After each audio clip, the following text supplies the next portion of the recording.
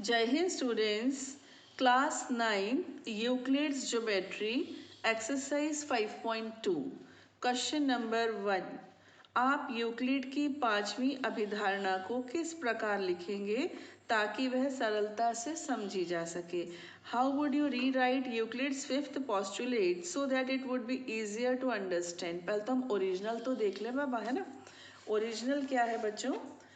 यदि एक सीधी रेखा दो सीधी रेखाओं पर गिरकर अपने एक ही ओर दो अंतःकोण इस प्रकार बनाए कि इन दोनों कोणों का योग मिलकर दो समकोणों से कम हो, तो वे दोनों सीधी रेखाएं अनिश्चित रूप से बढ़ाए जाने पर उसी ओर मिलती हैं जिस ओर यह योग दो समकोणों से कम होता है। If a straight line falling on two straight lines makes the interior angles on the same side of it taken together less than two right angles, then the two straight lines, if produced indefinitely, meet on that side on which the sum of angles is less than two right angles। अब ये जो इनकी पहले postulate है, अभिधारणा है, इसको हम और अच्छे से इस डायग्राम के द्वारा समझते हैं। देखो बच्चों, ये दो लाइंस हैं। इस लाइन का नाम रख दिया मैंने L, इसका रख दिया M, ठीक है, और एक ले ली N। ये L और M को N इंटरसेक्ट कर रही है एट 2 पॉइंट्स, ठीक है। अब ये जो एंगल होते हैं ना, ये इंटीरियर एंगल्स कहलाते हैं। ये चार एंगल इंटीरियर एंगल्स कहलाते हैं, ठीक है। ये लाइन के एक ही तरफ वाले ये दो हैं, इस तरफ वाले ले लूँ तो ये बड़े वाले बना दिए थे, ठीक है। अब आप ध्यान से देखो, ये ऑब्ट्यूज एंगल है, ये भी ऑब्ट्यूज है, यानी कि अधिक कोण है ना। अधिक कोण कैसा होता है? 90 से बड़ा होता है ना।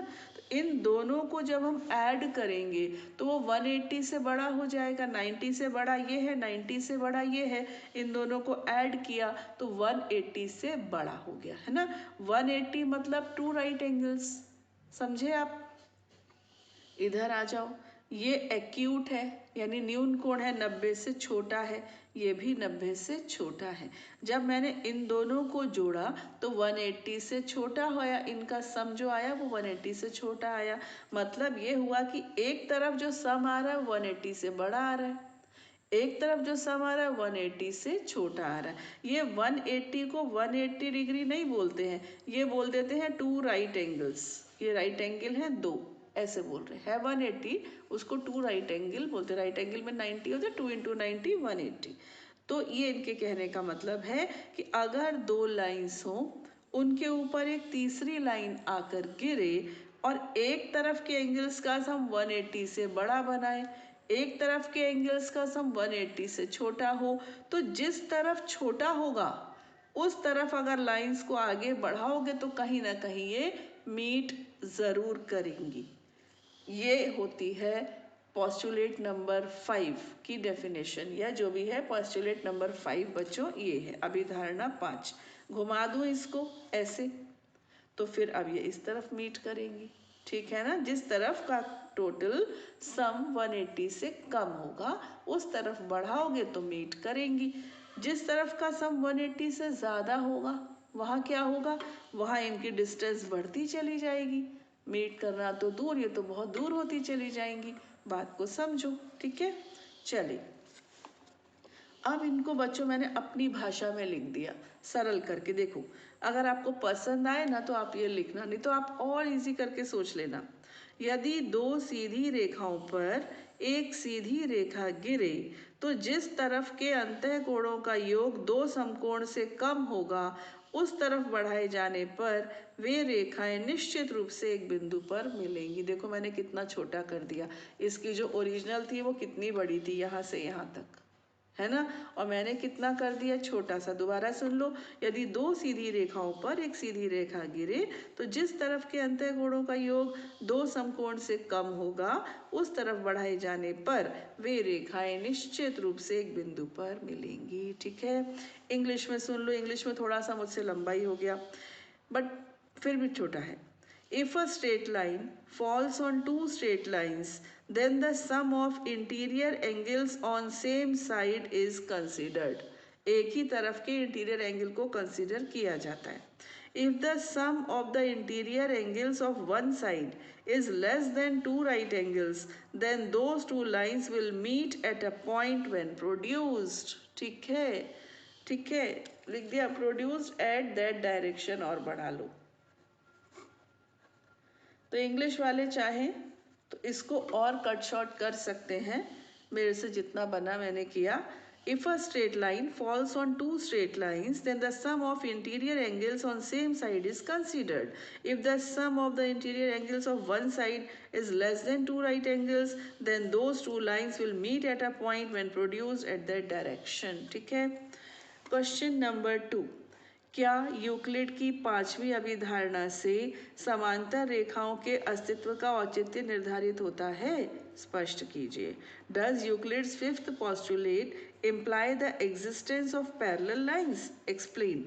बोल रहे हैं कि ये जो फिफ्थ पोस्टुलेट था ना, आपने ये तो बता दिया कि जिधर का सम कम होगा ये मिल जाएंगी, जिधर का सम ज़्यादा होगा वहाँ इनकी डिस्टेंस और दूर बढ़ती चली जाएगी. तो क्या पैरेलल लाइंस का इससे कुछ निकल के आ रहा है निष्कर्ष? यस, आ रहा है. पता है क्या है? ये छोटा है तो मिल रही हैं, बड़ा है तो दूर हो रही हैं. अगर एग्जैक्ट 180 हो जाए, इन दोनों का सम 180, यहाँ भी 180 और यहाँ भी, तो फिर क्या होगा? ना मिलेंगी ना दूर होंगी. कैसी चलेंगी? पैरेलल. फिर ये ऐसे चलेंगी, ऐसे, ये ऐसे और ये ऐसे. तो ये ना तो मिलेंगी ना दूर होंगी. तब फिर ये क्या कहलाने लग जाएंगी? पैरेलल लाइंस, समांतर रेखाएं. समझे आप? एक बार शॉर्ट में बता रही हूँ. जिस तरफ के इंटीरियर एंगल्स का सम 180 से कम होता है ये वहाँ पे मिल जाती हैं आगे जाकर. जिधर का ज़्यादा होता है ये दूर होती जाती हैं. तो फिर पैरेलल के लिए क्या बनेगी कंडीशन? अगर इन दोनों का सम 180 हो जाए तो फिर ये इधर भी नहीं मिलेंगी, इधर भी नहीं मिलेंगी और दूर भी नहीं होंगी. मिलेंगी भी नहीं और दूर भी नहीं होंगी. तो फिर वो कैसी होंगी? Parallel lines. ठीक है, समांतर रेखाएं. अब इस चीज को बच्चों मैंने यहाँ पर लिखा है. हाँ, क्योंकि अगर रेखा के एक तरफ के कोणों का योग 180 डिग्री होगा तो वो उस तरफ बढ़ाए जाने पर कभी नहीं मिलेंगी. ठीक है. अगर एक तरफ के कोणों का योग दो समकोण हुआ तब दूसरी तरफ के कोणों का योग भी दो समकोण होगा, तब वे दूसरी तरफ भी नहीं मिलेंगी. अतः ये समांतर होंगी. ठीक है. कितनी प्यारी भाषा लिखी है, बोलचाल की भाषा है ना. Yes, because if the sum of interior angles at one side of the line is 180 degree, then they will never meet at that side when produced. यहाँ लिखा मैंने. ठीक है. And if the sum of interior angles of one side is two right angles, then the sum of interior angles on other side will also be two right angles. ठीक है. Then they will also not meet at that direction. Therefore, they will be parallel. ना इधर मिलेंगी ना इधर मिलेंगी. Diagram मैंने बना के दिखा दिया. ये इधर के सम 180, इधर का सम भी 180. देखो ये ऑब्ट्यूज दिख रहा है, ये एक्यूट दिख रहा है. यहाँ पर ये कुछ ऐसा दिख रहा है, ये एक्यूट दिख रहा है, ये ऑब्ट्यूज दिख रहा है. तो कुल मिलाकर बैलेंस बन रहा है. और इन दोनों का सम इधर देखा तो भी 180, इधर देखा तो भी 180. तो ना तो ये मिलेंगी ना तो ये दूर होंगी. तो फिर ये कैसे चलेंगी? बिना मिले बस सीधी सीधी चलती जाएंगी. इनके बीच की दूरी कभी नहीं बदलेगी, ये कभी नहीं मिलेंगी. ठीक है. और ऐसी लाइंस को ही तो हम पैरेलल लाइंस कहते हैं बच्चों, समांतर रेखाएं, है ना. तो यूक्लिड ज्योमेट्री मैंने बहुत अच्छे से समझाई है. जो अपनी बेसिक वीडियो थी ना, अपनी इंट्रोडक्टरी वीडियो, उसका बेटा लिंक मैं डाल दूंगी डिस्क्रिप्शन बॉक्स में. आप ज़रूर उसको देख लीजिएगा तो आपके बेसिक्स एकदम स्ट्रांग हो जाएंगे. ठीक है. मिलते हैं अगले चैप्टर के साथ अपने नेक्स्ट वीडियो में. टिल देन पढ़ते रहिए और बढ़ते रहिए. जय हिंद.